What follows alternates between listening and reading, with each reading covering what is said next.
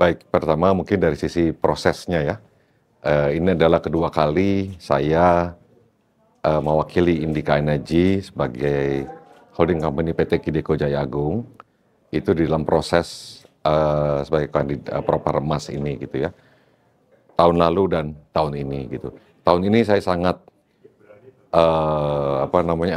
antusias ya karena proses diskusi ya dibandingkan dengan tahun lalu gitu ya. Ketika tahun lalu pendekatannya tampaknya lebih kepada program-program yang secara teoritis gitu ya.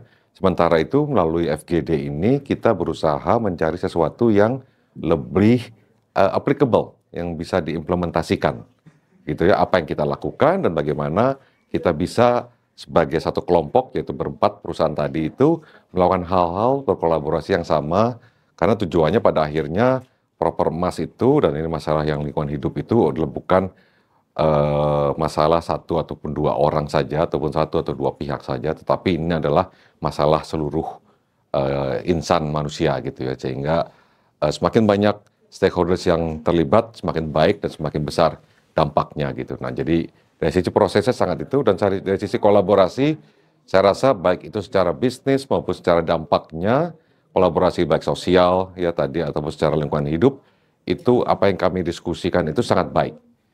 Jadi yang kami perlu lakukan adalah komitmen untuk terus melakukannya secara kontinuitas gitu ya, regulasi, diskusi.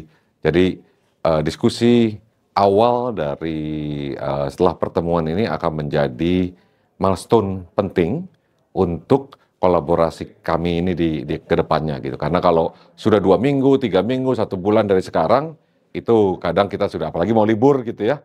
Jadi seminggu setelah ataupun minggu depan, yaitu kurang lebih di pertengahan Desember sebelum pada masa libur akhir tahun, itulah masa yang tepat untuk kami duduk kembali, menuliskan apa yang kita diskusikan dan kemudian merencanakan langkah-langkah selanjutnya yang bisa lebih real lagi. Demikian. Terima kasih.